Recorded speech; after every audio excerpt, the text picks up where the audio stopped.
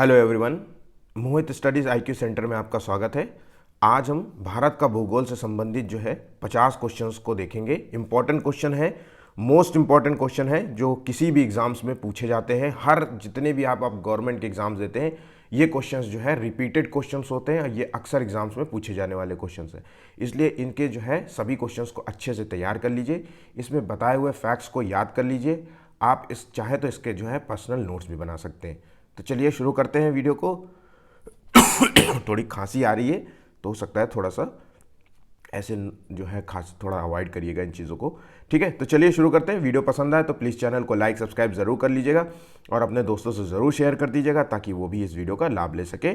चलिए आगे बढ़ते हैं। पहला क्वेश्चन देखते हैं, भारतीय मानक समय रेखा कितने राज्यों से होकर के गुजरती है। ये क्वेश्चन तो सबसे ज़्यादा आने वाला क्वेश्चन है और ये सबको पता होगा अगर जिसने भी भूगोल पढ़ी है। तो देखिए, भारतीय जो मानक समय रेखा है वो कितने राज्यों से होकर गुजरती है, वो है 5 राज्य। ध्यान रखिएगा, ये 5 राज्यों से गुजरती है। कौन से राज्य हैं 5? एक तो पहली बात उत्तर प्रदेश है, फिर मध्य प्रदेश है, फिर है छत्तीसगढ़ है। ध्यान रखिएगा, छत्तीसगढ़ है, याद रखिएगा। उसके बाद है उड़ीसा है, उसके बाद है आंध्र प्रदेश। ध्यान रखिएगा, आंध्र प्रदेश। इतने राज्यों से ये गुजरती है। चलिए आगे बढ़ते हैं, नेक्स्ट क्वेश्चन देखते हैं। अब भारत में कर्क रेखा कितने राज्यों से होकर के गुजरती है। तो देखिए, कर्क रेखा जो है भारत में कितने राज्यों से होकर के गुजरती है, इसका आंसर है भारत में जो कर्क रेखा है वो 8 राज्यों से होकर के गुजरती है। ये मोस्ट इंपॉर्टेंट है, इसका आप बिल्कुल याद रखिए। अच्छा, इसका एक है झींगा, इसका अगर हम की पॉइंट बना दें इसका जो है, तो झींगा मच्छी, ठीक है, झींगा मच्छी बना रे त्रिपुरा में, ठीक है। अब देखिए, झींगा से हो गया झारखंड, याद रखिएगा, झींगा से हो गया झारखंड, गा से हो गया गुजरात, ठीक है, मां से हो गया मध्य प्रदेश, छी से हो गया छत्तीसगढ़, छी से हो गया छत्तीसगढ़, बा से हो गया बंगाल, ठीक है, रा से हो गया राजस्थान, त्रिपुरा हो गया, त्रिपुरा हो गया, और माँ से हो गया मिजोरम। तो 8 राज्य हो गया टोटल। तो झींगा मच्छी बना रे त्रिपुरा में, याद रखिएगा इस चीज़ को, ठीक है। 8 राज्य आपको याद करने हैं। क्वेश्चंस पूछे जाते हैं, 8 राज्यों में से 4 ऑप्शंस दे देंगे, इसमें से एक ऑप्शन गलत दे देंगे, कौन सा जो है कर्क रेखा को टच नहीं करता है, ये पूछ लिया जाएगा। डिफरेंट तरीके से ये क्वेश्चंस पूछे जाते हैं। नेक्स्ट क्वेश्चन देखिए, पाकिस्तान जो है किस रेखा के सहारे कच्छ के रन का बंटवारा चाहता है। तो देखिए, कच्छ का रन जो है ये गुजरात में स्थित है, ध्यान रखिएगा, गुजरात में है, और इसका जो है बंटवारा चाहता है पाकिस्तान। ये क्षेत्र जो है कच्छ का रन का जो क्षेत्र है, ये भारत और पाकिस्तान के बीच में विवादित क्षेत्र है, ठीक है। भारत इस क्षेत्र को, कच्छ के रन को जो है नमकीन दलदली भाग मानता है, ठीक है, जो कि गुजरात राज्य के कच्छ की खाड़ी के उत्तर भाग में स्थित है। और कच्छ के रन के भाग पर जो है, इस भाग पर पाकिस्तान दावा करता है कि ये दावा है, क्योंकि इस भाग को पाकिस्तान जो है झील मानता है। ध्यान रखिएगा, इसको जो है पाकिस्तान जो है झील की संज्ञा देता है, कहता है ये झील है जो पाकिस्तान, और ये भी कहता है कि कच्छ का रन जो है भारत और पाकिस्तान के मध्य स्थित है, इसलिए इस पर दोनों का अधिकार है। तो इसलिए वो चाहता है, अभी जो है कच्छ के रन का वो बंटवारा चाहता है 24 डिग्री अक्षांश रेखा के सहारे। लेकिन भारत जो है कच्छ रन का बंटवारा जो है 24 डिग्री जो है अक्षांश रेखा के उत्तर में अगर आप जाएंगे 27 किलोमीटर वहां से है इसका जो है बंटवारा कर रखा है, ठीक है। तो ध्यान रखिएगा, पाकिस्तान इस क्षेत्र का बंटवारा 24 डिग्री अक्षांश रेखा के सहारे मानता है, और पाकिस्तान इस क्षेत्र को झील मानता है और भारत इस क्षेत्र को दलदली भाग मानता है। ये आप पॉइंट याद रखिएगा। नेक्स्ट क्वेश्चन देखते हैं, भारत का जो है शीर्ष क्षेत्रफल वाला राज्य कौन सा है। तो भारत का जो है शीर्ष क्षेत्रफल वाला राज्य कौन सा है, ये बताना है आपको।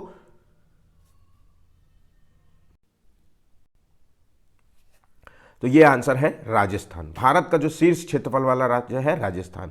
अगर क्रम में देख लें तो राजस्थान पहले नंबर पे, उसके बाद दूसरा आता है मध्य प्रदेश, उसके बाद आता है महाराष्ट्र, ध्यान रखिएगा, उसके बाद आता है महाराष्ट्र, याद रखिएगा, बहुत इंपॉर्टेंट क्वेश्चन है, बहुत बार बच्चे कंफ्यूज हो जाते हैं। फिर उसके बाद आता है उत्तर प्रदेश, फिर उसके बाद आता है जम्मू एंड कश्मीर। तो ये आपको याद रखना है, ठीक है। चलिए आगे बढ़ते हैं, नेक्स्ट क्वेश्चन देखते हैं, भारत का कौन सा जो है राज्य है चीन के साथ सीमा रेखा साझा नहीं करता है। आपको सभी राज्यों सभी देशों के साथ जो है सीमा रेखाओं के बारे में याद रखना होगा। चीन हो गया, पाकिस्तान हो गया, बांग्लादेश हो गया, नेपाल हो गया, आमतौर पे इतने जो है आप बिल्कुल याद रखिए कि कौन से जो है राज्य जो है इसकी सीमा रेखा टच करते हैं। तो इस तरीके के क्वेश्चंस बहुत पूछे जाते हैं, ठीक है। तो जगह चीन के साथ जो है सीमा रेखा साझा नहीं करता है, वो कौन सा राज्य है? तो ये राज्य है मिजोरम। ध्यान रखिएगा, मिजोरम जो है साझा नहीं करता। और चीन के साथ साझा करने वाले राज्यों की संख्या कितनी है? वो है 5 राज्य। ध्यान रखिएगा, 5 राज्य। एक तो हिमाचल प्रदेश है, एक है सिक्किम, एक है उत्तराखंड, उसके बाद एक है अरुणाचल प्रदेश और एक है जम्मू एंड कश्मीर। ध्यान रखिएगा, जम्मू एंड कश्मीर। ये सभी इंपॉर्टेंट क्वेश्चन है। चलिए नेक्स्ट क्वेश्चन देखते हैं, आगे बढ़ते हैं। भारत का जो है दक्षिणतम बिंदु कौन सा है? तो भारत का जो दक्षिणतम बिंदु है वो कौन सा है? वो है इंदिरा पॉइंट। उसके दक्षिणतम बिंदु को हम इंदिरा पॉइंट कहते हैं, ठीक है। ये जो है पॉइंट है ये कहाँ पर स्थित है? तो ये ग्रेट निकोबार द्वीप में स्थित है। ध्यान रखिएगा, ये पूछा जाता है ग्रेट निकोबार। जो मैं आपको फैक्ट्स बताता हूँ, मोस्ट इंपॉर्टेंट क्वेश्चन होता है जे ग्रेट निकोबार द्वीप समूह। ध्यान रखिएगा, ग्रेट निकोबार द्वीप समूह पर स्थित है। अच्छा, इंदिरा पॉइंट को जो है किसी और अन्य नाम से भी जानते हैं। तो इस पॉइंट को हम पिग्मेलियन पॉइंट भी कहते हैं। ध्यान रखिएगा, कई बार इंदिरा पॉइंट की जगह पिग्मेलियन पॉइंट दे देते हैं, तो इसे पिग्मेलियन पॉइंट भी कहते हैं। या फिर पिग्मेलियन ना दिया हो तो या फिर इसे पार्सन, ध्यान रखिएगा, पार्सन पॉइंट भी कहते हैं। इसके ये 2 डिफरेंट नाम भी हैं, ठीक है। चलिए, अच्छा, अगर दक्षिणतम बिंदु की बात हो रही है तो उत्तरी बिंदु पर कौन स्थित है? तो उत्तरी बिंदु पर स्थित है इंदिरा कॉल। ध्यान रखिएगा, उत्तरी बिंदु, भारत का उत्तरी बिंदु पर कौन सा है? तो इंदिरा कॉल है, ठीक है।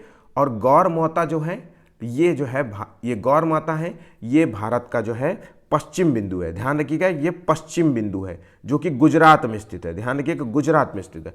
और किबुथु जो है ये पूर्व में स्थित है, सबसे पूर्व में स्थित है। ये है अरुणाचल प्रदेश में स्थित है। ये बिल्कुल याद कर लीजिए, मोस्ट इंपॉर्टेंट क्वेश्चन है। आगे बढ़ते हैं, नेक्स्ट क्वेश्चन देखते हैं। भारत का सबसे छोटा राज्य देखिए कौन सा है? बड़ा राज्य था राजस्थान, इनमें से सबसे छोटा राज्य कौन सा है? तो वो है गोवा। ध्यान रखिएगा, सबसे छोटा राज्य है गोवा। नेक्स्ट क्वेश्चन देखते हैं, आगे बढ़ते हैं। किस तट से भारत का औसत जो है समुद्र तल मापा जाता है? तो भारत का जो आप जो है कई बार देखते हैं, कई बार जो बोर्ड लगे होते हैं या रेलवे स्टेशन में देखते हैं तो वो समुद्र तल से ऊंचाई इतना लिखा रहता है।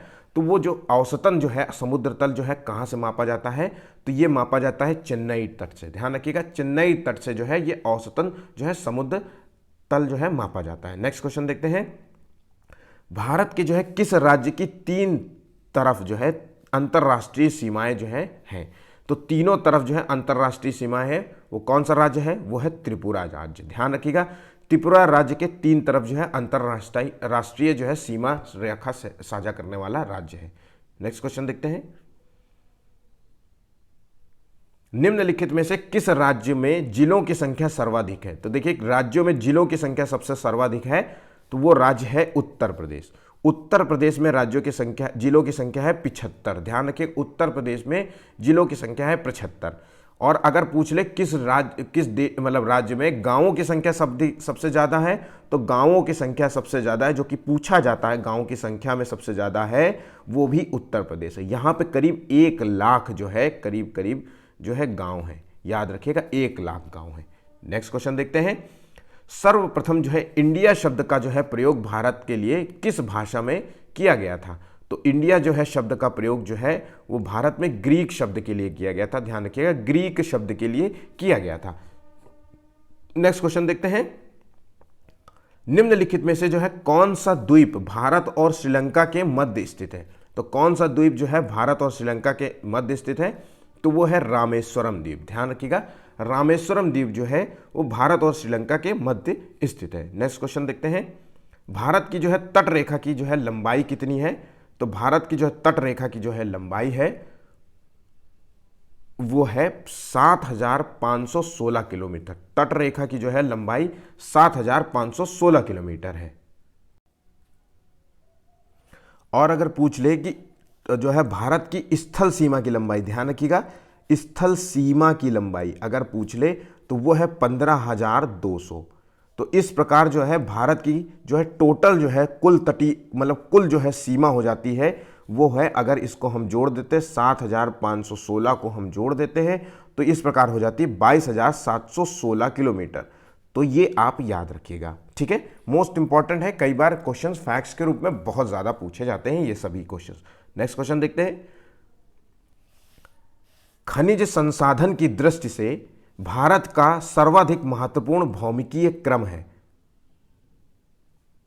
तो भारत का जो है सर्वाधिक जो है खनिज संसाधन की दृष्टि से सबसे महत्वपूर्ण है तो वो है धारवाड़। ध्यान रखिएगा, धारवाड़ संरचना जो है वो सबसे ज़्यादा इंपॉर्टेंट है। बहुत इंपॉर्टेंट क्वेश्चन है ये। देखिए आप ध्यान रखिएगा इस चीज़ में कि जो है अगर हम क्रमबद्ध की तरीके से बात करें तो धारवाड़ के बाद आती है जो संरचना आती है, उसके बाद आती है कुडप्पा संरचना। ध्यान रखिएगा, उसके बाद आती है डी ऑप्शन कुडप्पा, और उसके बाद जो है इसके बाद जो है अगली संरचना जो बनती है वो है विंध्यन संरचना। ध्यान रखिएगा, विंध्यन संरचना। उसके बाद जो है गोंडवाना संरचना। तो ये आप याद रखिएगा। अच्छा, अगर क्वेश्चन पूछ ले कि जो है कोयले, देखिए ध्यान रखिएगा, अगर पूछा जाए कि कोयले का विकास जो है किस क्रम की चट्टानों में हुआ है तो गोंडवाना क्रम की चट्टानों में जो है यहां से जो है कोयले का विकास माना जाता है, ठीक है। और विंध्यन क्रम की चट्टानों से हमें क्या प्राप्त होता है तो विंध्यन क्रम की चट्टानों से संगमरमर प्राप्त होता है। ये आप याद कर लीजिए बिल्कुल। पत्थर, तो जो ये पत्थर, संगमरमर, हीरा, पन्ना, ये सब चीज़ें जो है आपको विंध्यन क्रम की चट्टानों से प्राप्त होता है। और खनिज जो है संसाधन से संबंधित जो है वो है धारवाड़ क्रम की चट्टानों से, ठीक है। तो ये सभी चीज़ें आप याद कर लीजिए, क्रम भी याद कर लीजिएगा, क्रम पूछा जाता है। नेक्स्ट क्वेश्चन देखते हैं। भारत में कोयला उत्पन्न करने वाला भौमिकीय समूह है, अभी मैंने आपको बता दिया है। तो कोयला उत्पन्न करने वाला जो भौमिकीय समूह है वो है गोंडवाना क्रम की चट्टानों में आपको जो है मिलता है। अगर पूछ ले कि कोयला जो है किस प्रकार की घाटी में पाया जाता है तो आपको ऑप्शंस में याद रखना है दामोदर घाटी की क्रम की जो है चट्टानें हैं, दामोदर घाटी में जो है आपको जो है कोयला प्राप्त होता है, ये आप याद रखिएगा। नेक्स्ट क्वेश्चन देखते हैं। श्रीनगर को जो है गिलगिट से जो है जोड़ने वाला जो है दर्रा कौन सा है। तो श्रीनगर को गिलगिट से बहुत इंपॉर्टेंट है, तो श्रीनगर को गिलगिट से जोड़ना, मैंने इसको याद किया था गिरगिट। और 1 सेकेंड प्लीज, अरे यार,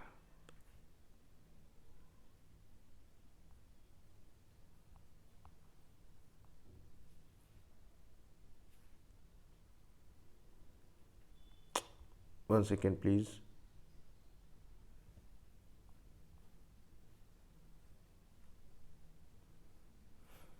तो श्रीनगर को गिलगिट से जोड़ने वाला जो दर्रा है उसे कहते हैं बुर्जिल दर्रा। ध्यान रखिएगा, बुर्जिल दर्रा जो है श्रीनगर को गिलगिट से जोड़ता है। गिलगिट जो है वो डरपोक होता है, बुजदिल नहीं, इस तरीके से आप उसको लिंक भिड़ा सकते हैं। दर्रे आप बिल्कुल याद कर लीजिएगा।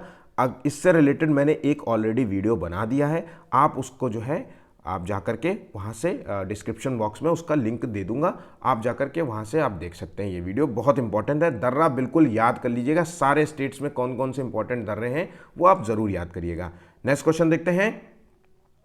अच्छा, अब एक इंपॉर्टेंट बात है कि बनिहाल दर्रा जो है इसमें से जो है जवाहर सुरंग निकलती, जवाहर जो है सुरंग जो है वो निकलती। कई बार क्वेश्चन ये पूछा जाता है कि जवाहर सुरंग जो है किस दर्रे में स्थित है, तो आपको तो बताना है बनिहाल दर्रा, ठीक है। उसके बाद जो है सिपकिला दर्रा कहाँ पर स्थित है, तो ये हिमाचल प्रदेश में स्थित है।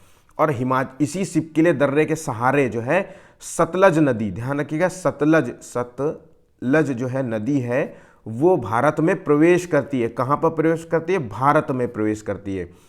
तो ये पूछा जाता है कि जो है सतलज नदी जो है किस जो है दर्रे के सहारे प्रवेश करती है, तो वह है सिपकिला दर्रा के सहारे प्रवेश करती है, ठीक है। चलिए आगे बढ़ते हैं। नेक्स्ट क्वेश्चन देखिए। बोमडिला जो है दर्रा किस राज्य में अवस्थित है, तो बोमडिला दर्रा जो है किस राज्य में अवस्थित है, तो ये अवस्थित है अरुणाचल प्रदेश। बोमडिला दर्रा अरुणाचल प्रदेश में स्थित है और यही दर्रा जो है तिब्बत जाने का मार्ग है।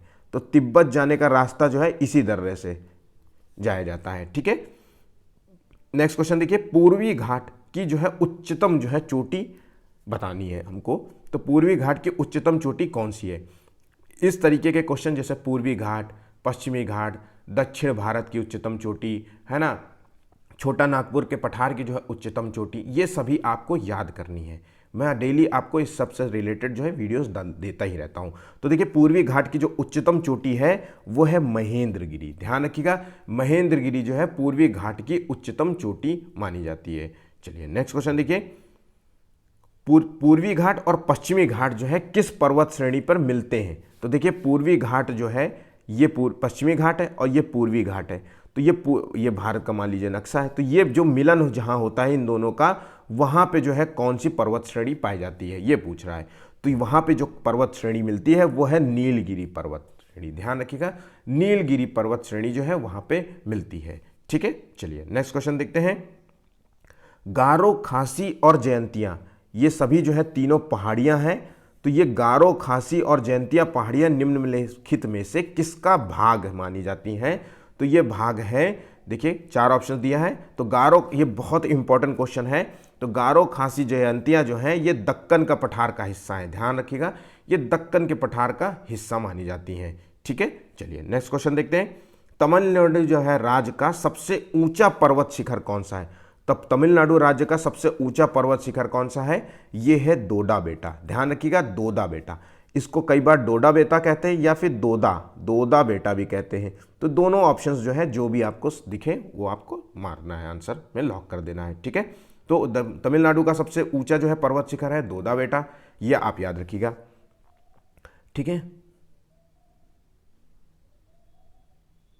और अगर अन्नाईमुड़ी जो है ये दक्षिण भारत का, ध्यान रखिएगा, दक्षिण भारत का सर्वोच्च शिखर है। तो क्वेश्चन पूछ सकता है दक्षिण भारत का सर्वोच्च शिखर कौन सा है? वो है आपको अन्नाईमुड़ी। ठीक, और उसके बाद जो है तमिलनाडु का सर्वोच्च पर्वत शिखर कौन सा है? वो दोदा बेटा।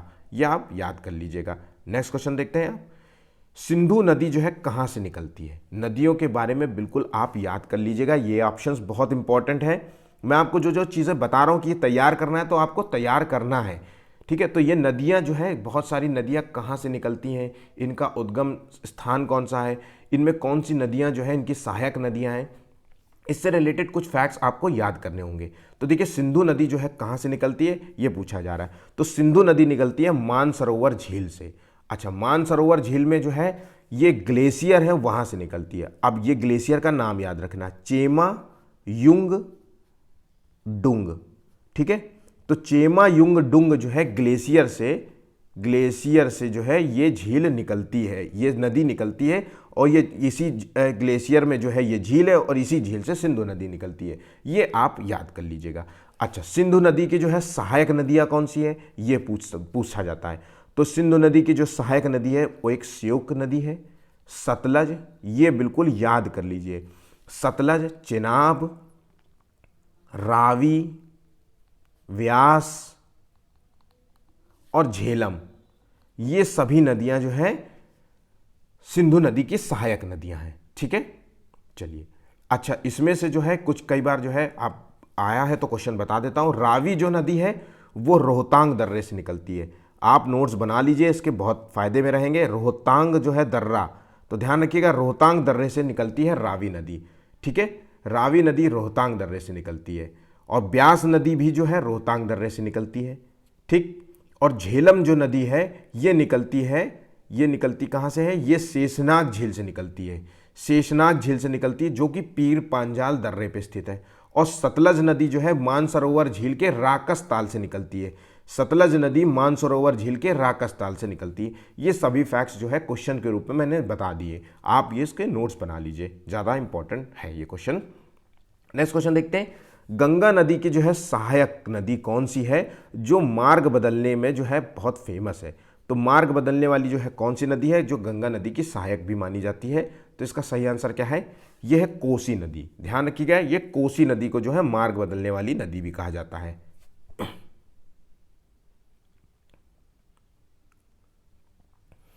भारत में सर्वाधिक ऊंचाई पर स्थित झरना कौन सा है? तो मोस्ट इंपॉर्टेंट क्वेश्चन है।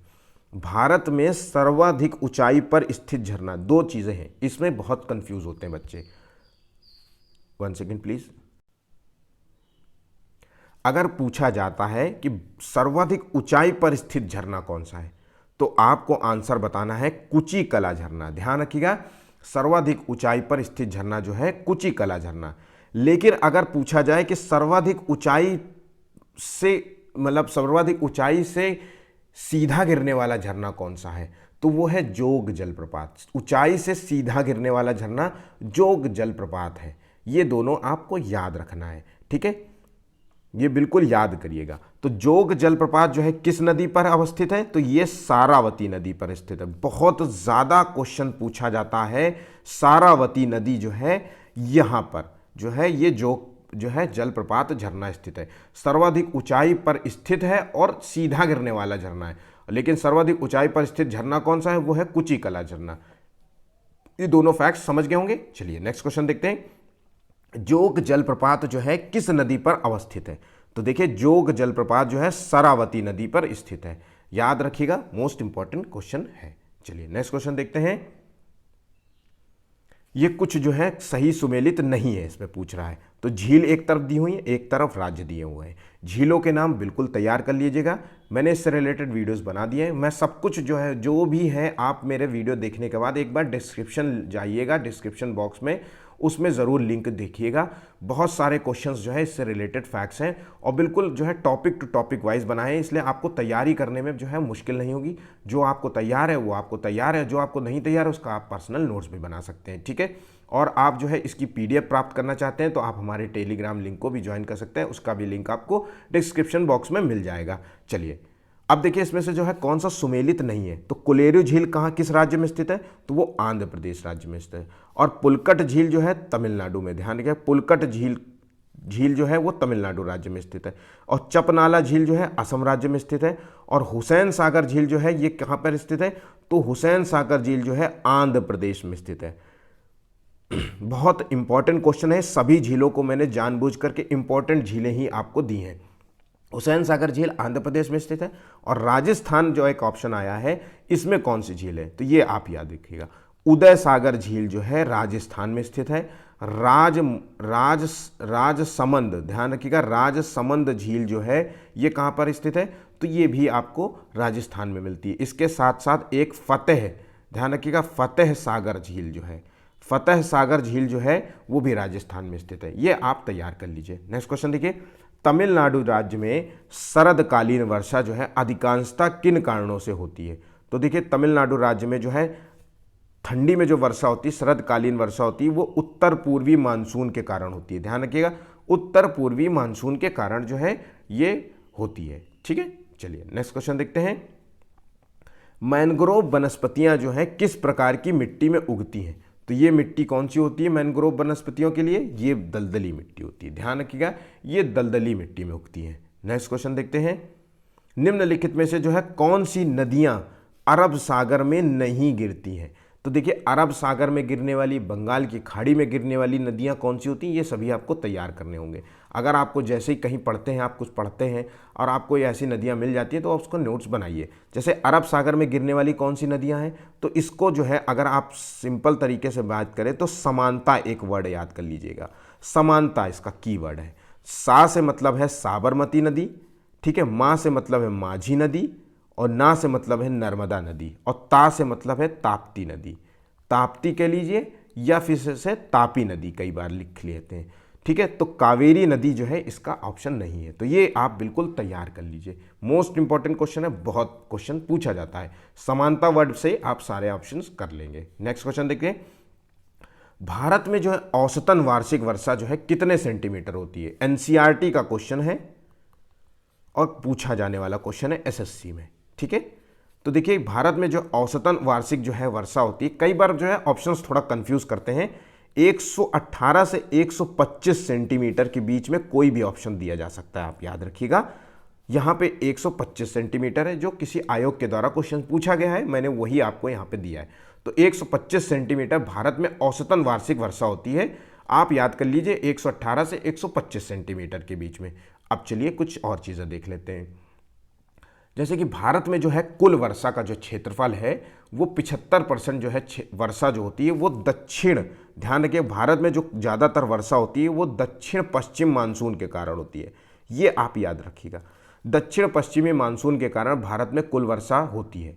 और 13% जो है उत्तर पूर्वी मानसून के कारण होती है। ध्यान रखिएगा 13% वर्षा जो है उत्तर पूर्वी मानसून के कारण होती है। ठीक है, अगर पूछा जाए कि सबसे ज़्यादा वर्षा 200 सेंटीमीटर वर्षा किस क्षेत्रों में होती है, तो आपको याद रखना है भारत का जो पश्चिमी घाट क्षेत्र है, ठीक है, पश्चिमी घाट क्षेत्र या उत्तर पूर्वी जो है जो क्षेत्र है, वहाँ पे आमतौर पे वर्षा जो है आपको 200 सेंटीमीटर के आसपास जो है मानी जाती है। और अंडमान निकोबार, ध्यान दिया, अंडमान निकोबार बहुत बार क्वेश्चन पूछा जाता है कि अंडमान निकोबार में जो है कितने सेंटीमीटर वर्षा होती है, तो अंडमान निकोबार में 200 सेंटीमीटर के आसपास वर्षा मानी जाती है। ठीक है, चलिए नेक्स्ट क्वेश्चन देखते हैं।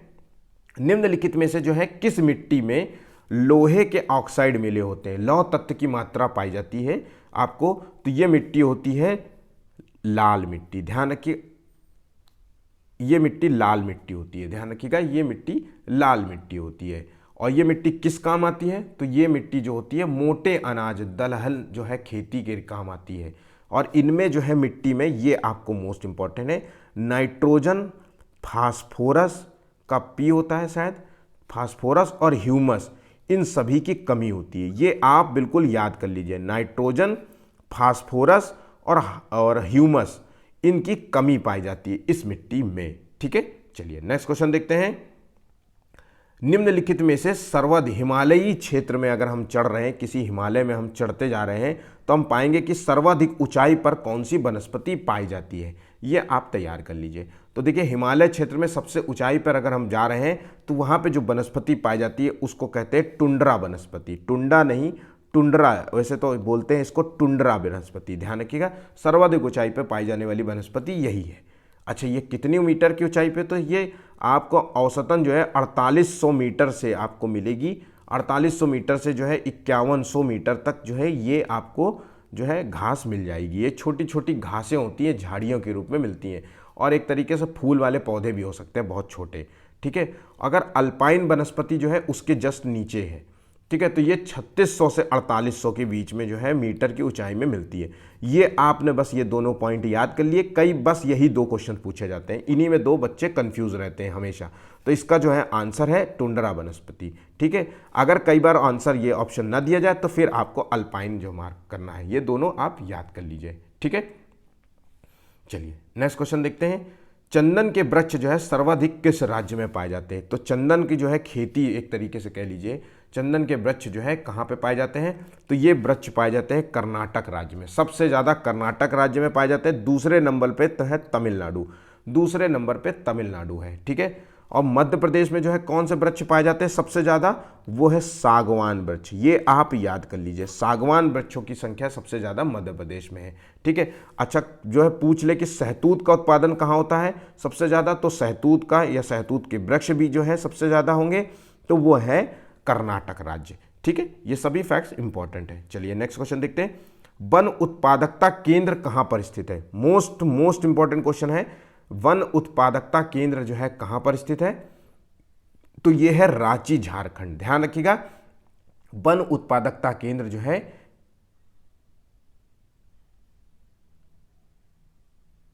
रांची झारखंड में स्थित है। ठीक है, चलिए नेक्स्ट क्वेश्चन देखते हैं। भारतीय वन प्रबंधन संस्थान जो है कहाँ पर स्थित है, इंपॉर्टेंट है, मोस्ट इंपॉर्टेंट है। तो भारतीय जो है वन प्रबंधन संस्थान है वो भोपाल में स्थित है। ये भोपाल कहाँ है, मध्य प्रदेश में। तो ध्यान रखिएगा भारतीय वन प्रबंधन, इस तरीके से याद कर लो, प्रबंधन करना, ठीक है, मैनेज करना, और पालना भी ये होता है किसी चीज़ को मैनेज करना, पाल रहे हैं हम आपको, उसको मैनेज कर रहे हैं, तो ये भोपाल, इस तरीके से याद कर लीजिए। मैंने याद किया था, मेरा तो सफल रहा ये क्वेश्चन इस तरीके से, तो इसलिए आप याद कर सकते हैं। चलिए नेक्स्ट क्वेश्चन देखते हैं। ये अभ्यारण्य जरूर याद कर लीजिएगा। ठीक है, ये अभ्यारण्य और वो किस राज्य में है, ये बहुत इंपॉर्टेंट है। इसमें से पूछ रहा है कि कौन सा सुमेलित नहीं है, तो बांदीपुर जो है राष्ट्रीय जो है अभ्यारण्य है, ये कहाँ पर है, तो ये कर्नाटक राज्य में ही स्थित है। सिमलीपाल जो है ये भी उड़ीसा राज्य में स्थित है, और इंद्रावती जो है ये भी छत्तीसगढ़ राज्य में स्थित है। लेकिन जो केवला देव जो है घना है, ये कहाँ पर स्थित है, तो ये राज्य है, केवला देव जो है राजस्थान राज्य में स्थित है। ध्यान रखिएगा ये राजस्थान राज्य में स्थित है। ठीक है, नेक्स्ट क्वेश्चन देखिए। वन्य जीव संरक्षण अधिनियम जो है कब पारित किया गया था, मोस्ट इंपॉर्टेंट क्वेश्चन है, हर बार मतलब साल में अगर 4-5 एग्जाम भी हो रहे हैं तो 5 में से कोई ना कोई पेपर इसमें से फैक्ट्स में से क्वेश्चन पूछा ही जाएगा आपसे, तो ये याद तैयार कर लीजिए। वन जीव संरक्षण अधिनियम जो है कब पारित हुआ था, तो ये पारित हुआ था 1972 में। अगर पूछा जाए कि वन जो है संरक्षण अधिनियम, ध्यान रखिएगा मैं लिख देता हूँ, वन संरक्षण अधिनियम कब पारित हुआ था, तो वन संरक्षण अधिनियम जो है पारित हुआ था 1980 में, ठीक है, याद रखिएगा। और ये याद रखिएगा जल प्रदूषण, ध्यान रखिएगा जल प्रदूषण जो है अधिनियम कब पारित हुआ था, तो ये पारित हुआ था 1974 में। और जैव विविधता अधिनियम, ध्यान रखिएगा जैव विविधता अधिनियम 2002 में पारित हुआ था। ये सभी चीजें याद कर लीजिए। नेक्स्ट क्वेश्चन देखते हैं। केंद्रीय तंबाकू अनुसंधान संस्थान, बहुत बार क्वेश्चन पूछा गया है, एसएससी में पूछा गया है, यूपी SSSC में पूछा गया है, यूपी PCS में पूछा गया है और अन्य जैसे एग्जाम्स में भी पूछे गए होंगे, ठीक है। तो ध्यान रखिएगा केंद्रीय तंबाकू अनुसंधान संस्थान जो है कहाँ पर स्थित है, तो ये अवस्थित है राजमुंद्री, आंध्र प्रदेश। ध्यान रखिएगा राजमुंद्री आंध्र प्रदेश में स्थित है। कोयंबटूर में जो है आपको गन्ना जो है अनुसंधान केंद्र मिलता है, ये आप याद रखिएगा।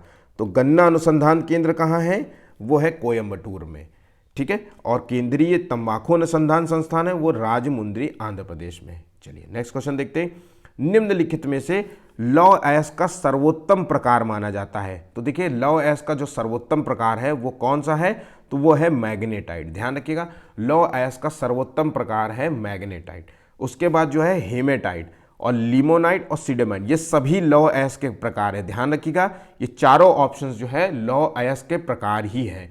और अगर पूछा जाए कि निम्न कोटि का जो है लौह अयस्क कौन सा होता है, तो निम्न कोटि का जो है सबसे निम्न कोटि का लौह अयस्क होता है उसे कहते हैं सिडेराइट। ध्यान रखिएगा सिडेराइट जो है निम्न कोटि का है इसमें। और अगर पूछ लिया जाए कि जलयुक्त लौह अयस्क कौन सा होता है, तो जलयुक्त लौह अयस्क ये होता है, जलयुक्त लौह अयस्क जो है लिमोनाइट है। ध्यान रखिएगा लिमोनाइट जो है जलयुक्त लौह अयस्क माना जाता है, ठीक है। ये सभी फैक्ट्स याद कर लीजिए। नेक्स्ट क्वेश्चन देखते हैं।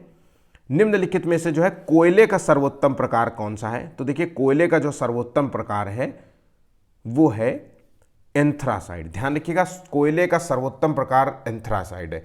और वो सर्वोत्तम प्रकार जो है जिसमें कार्बन की मात्रा, ध्यान रखिएगा कार्बन की मात्रा ज़्यादा हो, तो एंथ्रासाइड में जो कार्बन की मात्रा है वो है करीब करीब जो है 80 से 95% तक जो है इसमें कार्बन की मात्रा पाई जाती है, ठीक है।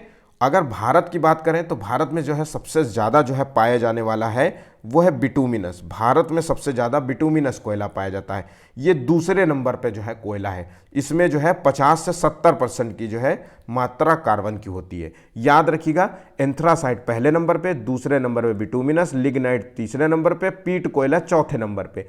ये क्रम बिल्कुल याद कर लीजिए।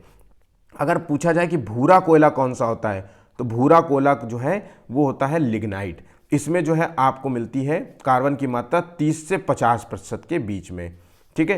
पीट कोयला जो है वो सबसे निम्न क्वालिटी का कोयला होता है, सबसे निम्न क्वालिटी का कोयला, ठीक है। मतलब एक तरीके से लकड़ी के अंश तक इसमें दिखते हैं, मतलब पूरी तरीके से भी ये तैयार नहीं होता, बना नहीं होता है, ठीक है। चलिए नेक्स्ट क्वेश्चन देखते हैं।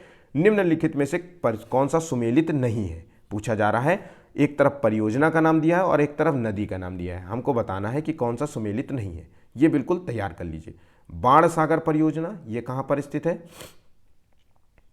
जवाहर सागर परियोजना, हीराकुंड जो है परियोजना, तो देखिए बाण सागर परियोजना जो है सोन नदी पे बनी है, जवाहर सागर परियोजना जो है ये चंबल नदी पे, राणा प्रताप सागर ये भी चंबल नदी पे, और हीराकुंड जो है परियोजना है ये महानदी पे है। ध्यान रखिएगा ये महानदी पे है। और ये परियोजना कहाँ पर है, तो ये परियोजना है उड़ीसा राज्य में।